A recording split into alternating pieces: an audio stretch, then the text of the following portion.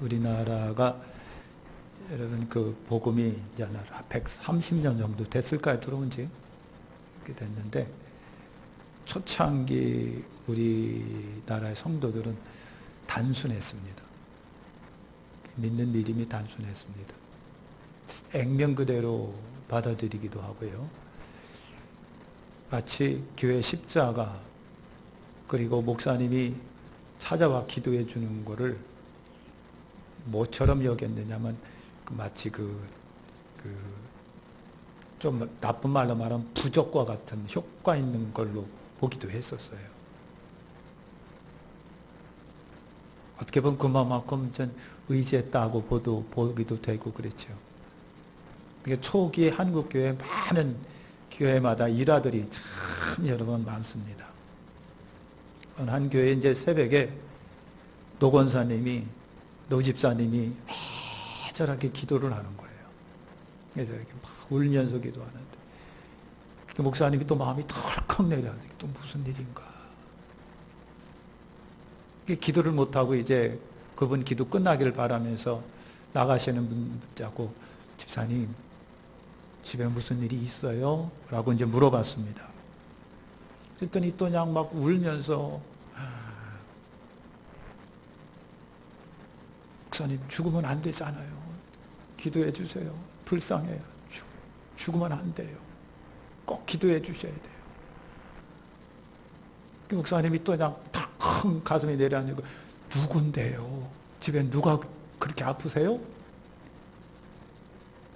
목사님 은사하세요? 은사가 누군데요? 아이 왜 가을 동화에 나오는 그래서 죽어가고 있어요. 목사님 기도해 주세요.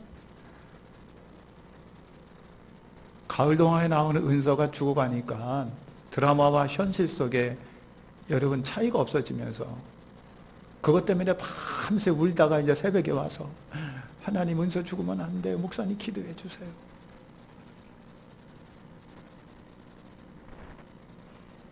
어떤 분은 지금도 무슨 얘기하나 지금은 좀 그러실 분도 계실 거예요. 이게 드라마와 현실의 그 캡을 극복하지를 못해갖고 드라마와 현실을 착각한 거예요. 시골교회에서 여러분이 있었는데 늦은 저녁에 노인 성도 한 분이 교회를 와서 팍 두드리면서 전사님 우리 심순이 죽어가니까 와주세요. 기도해 주세요. 살려주셔야 돼요. 막 그러는 거예요. 이 전사님이 또 너무 놀래가지고 그냥 작업복 차림으로 책가방 들고 막 그 집으로 쫓아간 거예요. 노인 성도드니까 이제 뒤따라 오는 거예요. 전사님 그 집에 들어가서 문마다 열어봐도 아무도 없는데 그러는 거예요. 그래서 도착하신 분에게 어디 있어요 그분? 따님이 어디 있어요? 죽어가는 따님이 어디 있는데? 그랬더니 전도사님 손을 끌고 외양간으로 가는 거예요. 외양간에 가보니까 흰 개새끼가 새끼를 낳으면서 새끼를 낳다가 그냥 죽어가는 거예요. 그냥. 눈이 확 뒤집혀가고. 그러면서 전도사님 꼭 기도해달라는 거예요. 이거 죽으면 안 되니까. 얼마나 사랑스러운 딸처럼 여겼는데 죽어가면 안 된다. 전도사님이 기가 막히기도 하고 황당하기도 하고 성질도 나기도 하고 노성도한테 화를 내기는 또 그러니까 앉아가지고 이 개새끼하고 광둥이를 툭 쳤어요. 그냥. 그랬더니 강아지가 저 개가 깜짝 놀라갖고 쿵 하고 새끼를 낳았어요. 그래서 살아났어요. 여러분 초창기 우리 한국교회는요 참 희한한 예배들이 너무 많았습니다. 그런 속에서 이제 자라서 이제까지 여러분 온 거예요. 자, 우리 본문으로 들어가면요 요한복음 6장에 보면은 오병이어 기적이 나옵니다. 오병이어 기적이 나오는데 제자들과 군중들이 아주 놀랍고 신기한 일을 체험한 거예요. 수많은 군중이 모여 있어요. 먹을 걸 주긴 줘야 되겠는데 아무것도 없어요. 뭐가 있느냐 그랬더니 떡 5덩어리와 물고기 2마리가 있다는 거예요. 갖고 오라고. 그 예수님이 그걸 받들어 축사를 하시고 이제 떼어줘라. 그래서 제자들이 떼어주는데 떼어줘도 있고 떼어줘도 있고 다 풍성히 먹고 12바구니를 거뒀다는 거예요. 그러니까 모인 제자들과 군중들이 난리가 났어요. 이분을 우리 왕으로 삼으면 절대로 먹고 사는 데는 걱정이 없겠다 해가지고 막 갑자기 으쌰으쌰하면서 왕으로 모시려고 그러는 거예요. 예수님께서 제자들을 다 그들과 따로 분리시켜 놓고 제자들 보고 빨리 배 타고 바다를 건너가라, 호수를 건너가라 하고 예수님은 따로 홀로 산으로 들어가셔서 여러분 기도하셨습니다. 제자들이 호수를 건너는데 갈릴리 호수를 건너다가 갑자기 풍랑이 들어닥쳐가지고 막 난리가 났어요. 그냥 물은 막 들어오지, 노동은 치지요. 죽을 것 같아요.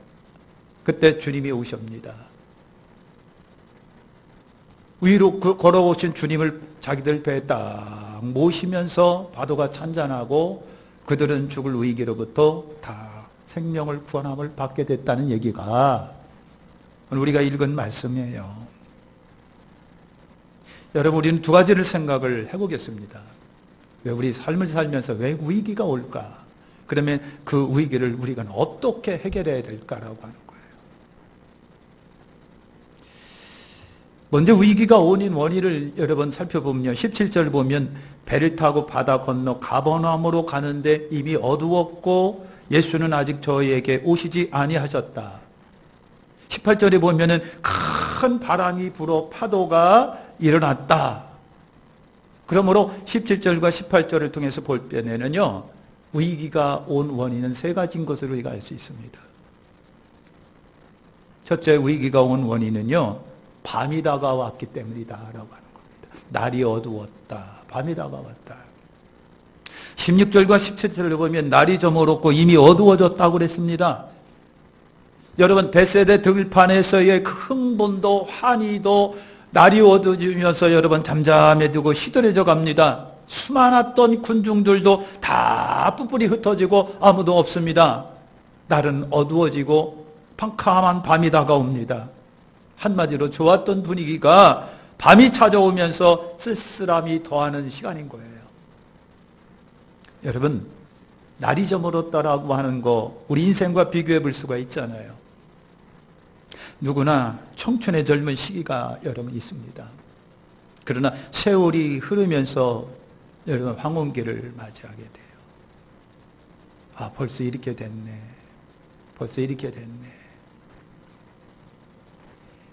누구나 왕성한 건강과 젊음을 자랑하는 팩이 있었던 청춘의 때가 있었습니다. 그런데 어느 순간에 사라지고 있습니다. 약을 먹어야 이 몸을 유지하는 시기가 됐고요. 이런 세기가 여러분 됐다는 얘기입니다. 누구에게나 성공과 여러분 풍요의 시기가 있었는데 그런데 그것이 영원하지가 아니하고 다 사라지고 지금 아무것도 없는 때가 오기도 해요. 이것이 인생이라고 하는 겁니다. 사람은 때로는요, 누구나 해지는 밤을 맞이할 수가 있습니다. 다가오는 캄캄한 밤, 해는 저물어 가고, 그럴 때마다 사람들은요, 두 가지 행동을 취한답니다.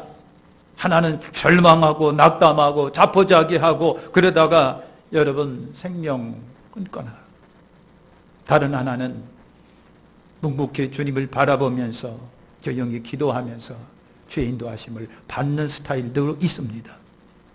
여러분은 인생 해가 치고 찾아오는 밤을 어떻게 극복하고 계시는지 모르겠어요.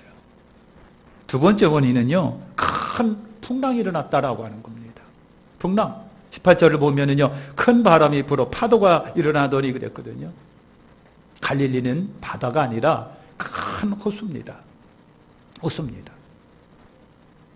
주변에 높은 산들이 있습니다. 북쪽에 헬몬산이 있습니다. 눈 덮인 헬몬산. 이상기후 때문에 갑자기 강한 바람이 불어오면요, 호수가 요동치기 시작을 합니다. 요동치기 시작합니다. 호수가 요동을 치면 얼마나 칠까? 여러분 그러겠지만요, 대단합니다. 더군다나 배가 조그만하다고, 조그만한다 내가 사람은 많이 타면요, 순식간에 가라앉을 수도 있습니다. 여러분 그렇게 됩니다. 그래서 캄캄한 밤인데다가 사나운 바람이 불어서 물결이 치면서 배에 막 물이 들어와요. 제자들이 난감해졌습니다. 죽을 것 같습니다. 두려웠습니다. 우리나라도 계절마다 찾아오는 태풍으로 인해서 많은 피해를 여러분 보고 있잖아요. 일본은 또 지금 눈이 얼마나 많이 왔는지 1m, 1m 50, 2m까지 막 쌓여가지고 온 나라가 막 마비가 되다시피 했다라고 하는 거예요.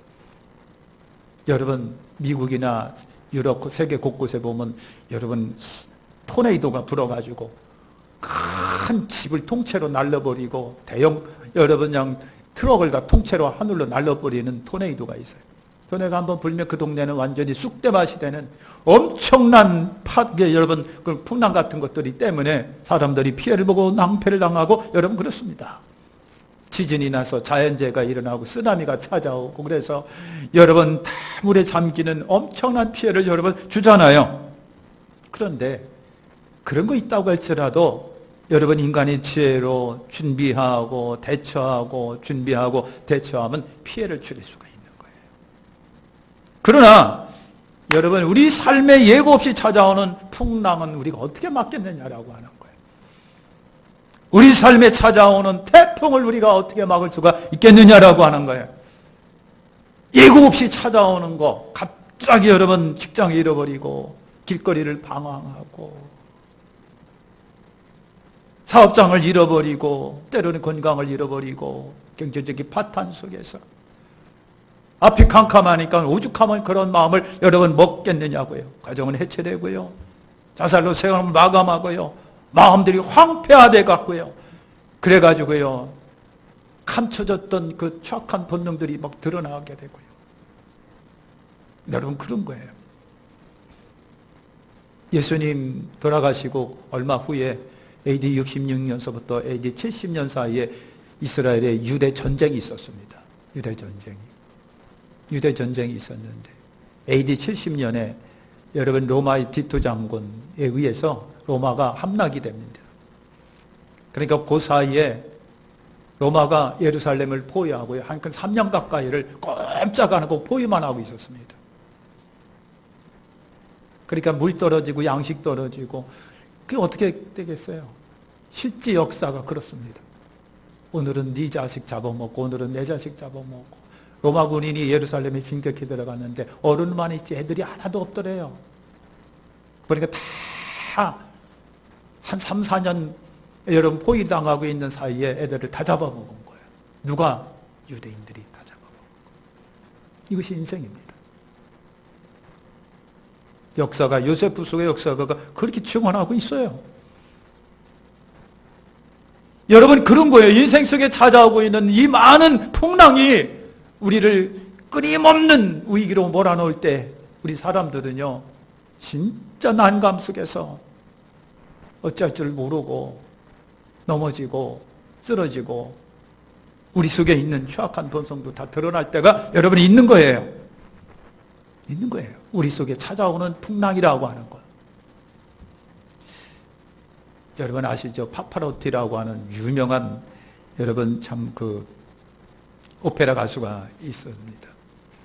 뚱뚱한 사람이고 참 그 입에서 나오는 우랑찬 여러분 그냥 노래를 하게 되면요 청중이 꽃가닥하는 엄청난 대가수인데 이분이 1975년 12월 밀라노 비행기를 타고 이제 가다가 말페시 공항에 비행기가 딱 착륙하면서 비행기가 휙가닥 돌아가면서 뒤집어지면서 그냥 막 공항을 난리가 났어요. 비행기 안에 수많은 사람이 죽겠다고 난리가 없었고 깨진 사람이 거기에 이제 이 파파로티도 그대로 들어가 있는 거예요. 얼마나 굴렀는지 여러분 시간이 지나서 정신을 바짝 차리고 보니까 비명소리가 난리가 났는데 그때 파파로티가 깨달음이 있었습니다. 바로 여기가 생사의 갈림길이구나. 여기가 생사의 갈림길이구나. 그러면서 파파로티가 입이 열리면서 했던 것이 하나님 감사합니다. 그거였었답니다. 뭐냐면 하나님 이런 와중 속에 살아있다고 하는 거가 너무 고맙고 감사하다라는 거예요. 살아있다는 것이 너무 소중하고 감사하다. 이걸 깨달았다라고 하는 거예요. 여러분, 삶의 모진 풍랑 가운데 여러 가지 시련과 아픔이 있고 여러 가지 있다고 할지라도 내가 살아있는 것만으로도 감사가 돼야 되겠지요. 내가 여기 존재하고 있는 것만이라도 고맙고 감사. 여러분, 모든 시련을 통과하고 오늘 내가 여기 살아있다는 자체도 고맙고 감사한 거예요. 풍랑은 끊임없이 오늘도 내일도 그리고 3일 후도 일주일 후에도 올 거예요. 그런 것을 이겨내고 존재하고 있는 것에 대한 감사가 이렇게 필요하겠죠. 그 다음에 셋째 원인은 뭘까요? 예수님이 떠났기 때문이라고 하는 거예요.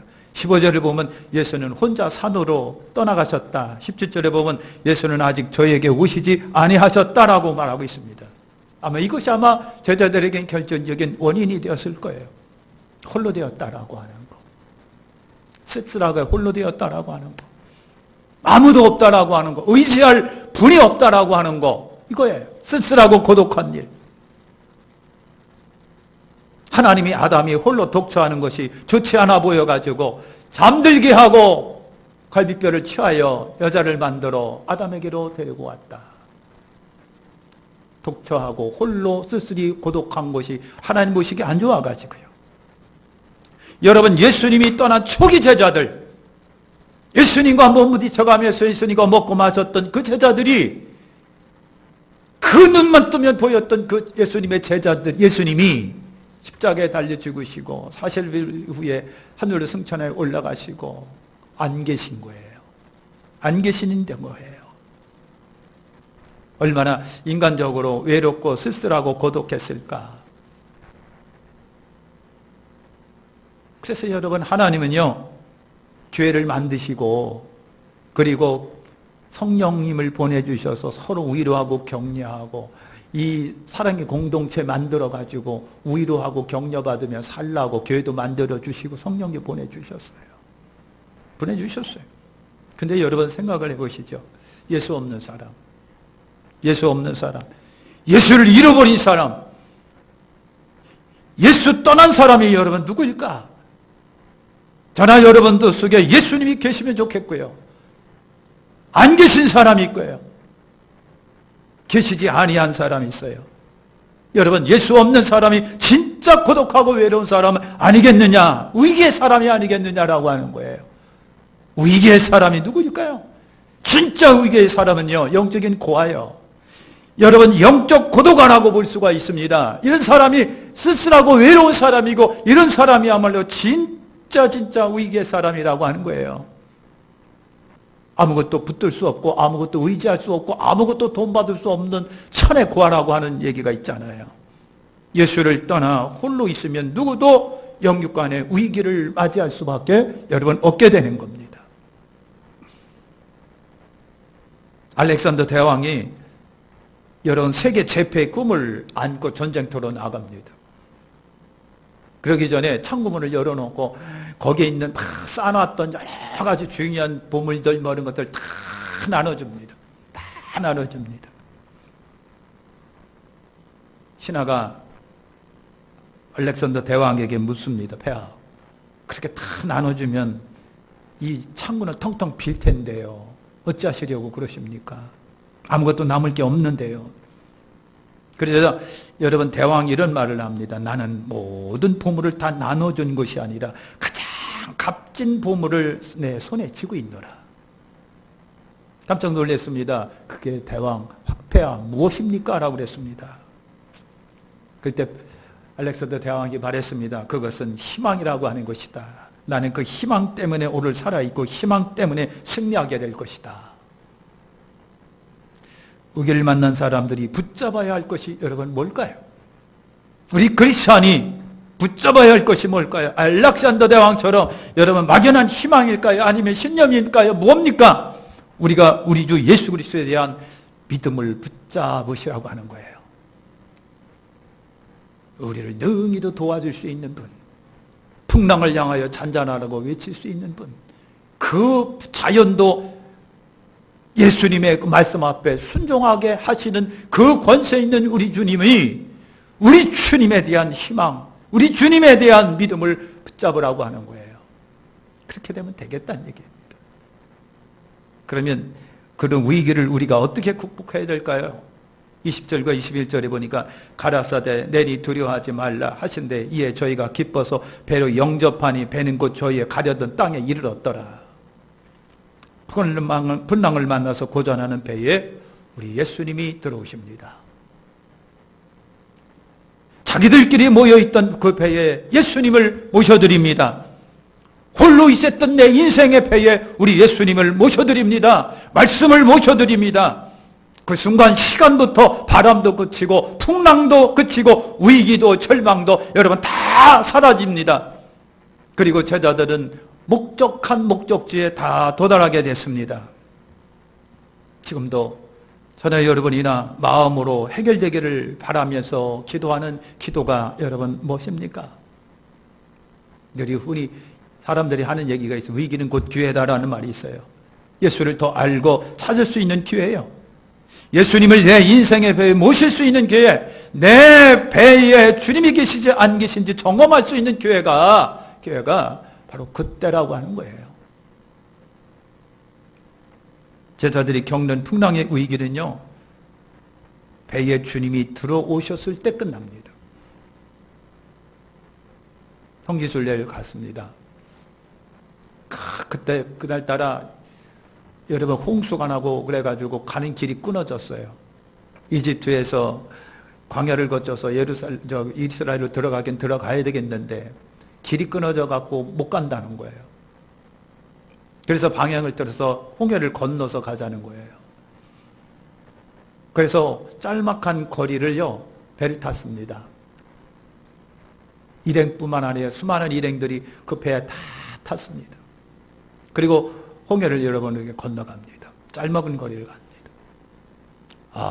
근데 참 풍랑은요, 큰 풍랑이든 작은 풍랑이든 만만하게 보면 안 되겠더라고요. 흔히 물결이라고 하는 그 물결이 배를 흔들기 시작을 합니다. 배를 흔들기 시작하는데요. 그 큰 배가 꼼짝도 못하고 여름 부두에 매여가지고 1시간, 2시간을 문열을 열어주지 않고 그 아래 배 탄 사람들이 다 죽겠다고 난리를 벌이는 거예요. 풍랑은 작든 크든 사람에게 그렇게 매력적이지가 않아요. 사랑하는 성도 여러분, 그러다가 뱃문이 열립니다. 나가세요 하고 다 내보내는 발이 육지에 탁 닿는 순간 마음에 기쁨이 찾아오고 안정되는데 그 죽었만 했던 것들이 순식간에 풀어져요. 오늘도 저와 여러분의 삶에 우리 주 예수 그리스도가 찾아오고 머물르고 함께 하시면서부터 여러분 그 엄청난 위기가 평강으로 찾아오시기를 축원합니다. 그런 역사가 오늘 우리에게 있어야 돼요. 할렐루야. 그래서 제자들이 여러분 21절에 보니까 기뻐서 배로 영접하니 가려던 땅에 이르렀더라. 마치겠습니다. 여러분 놀만 핀센트 필이라고 하는 박사님이 계셔요. 이분이 이런 말을 했습니다. 문제를 붙잡은 당신의 손을 하나님의 손 안에 넣으십시오. 그리하면 당신이 붙잡은 문제가 하나님의 문제가 될 것입니다. 내가 붙잡으면 내 문제지만 오히려 내가 하나님의 손 안에 내 손을 맡기면서 하나님이 붙잡으면 이제부터는 그 문제는 하나님의 문제가 된다는 거예요. 내 안에 계신 예수님께, 나와 함께 하시는 주님께 내 문제를 내놓으면 내 문제는 이제부터 주님의 문제가 된다. 할렐루야. 밤이 깊을수록 새벽이 가까운다고 그랬잖아요. 예수만이 결박한 위기를 해결할 수 있는 여러분 분입니다. 마태복음 11장 28, 30절에 말합니다.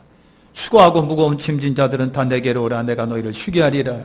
나는 마음이 온유하고 겸손하니 나의 멍에를 메고 내게 배우라. 그러면 너희 마음이 쉼을 얻으리니 이는 내 멍에는 쉽고 내 집은 가벼움이라 하시니라. 그랬습니다. 수고하고 무거운 짐진 자들은 다 내게로 오라. 내가 너희를 쉬게 하리라. 내 집은 가볍다. 네 집이 무겁다고 한다면 너희 짐을 나한테 맡기고 내 가벼운 짐을 너희가 지어라. 내가 대신하리라. 할렐루야. 사랑하는 성도 여러분, 날마다 주 예수와 함께 하시기를 축원합니다. 주 예수여 나와 함께 하옵소서. 주 예수여 나와 함께 하옵소서.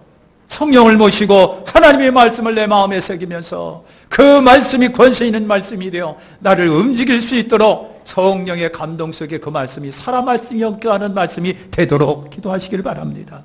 너희가 내 안에 거하고 내 말이 너희 안에 거하면 무엇이든지 원하는 대로 구하라. 그리하면 이루리라 그러셨어요. 말씀을 의지하고 믿고 기도하시는 여러분 되시기를 축원합니다. 기도하겠습니다.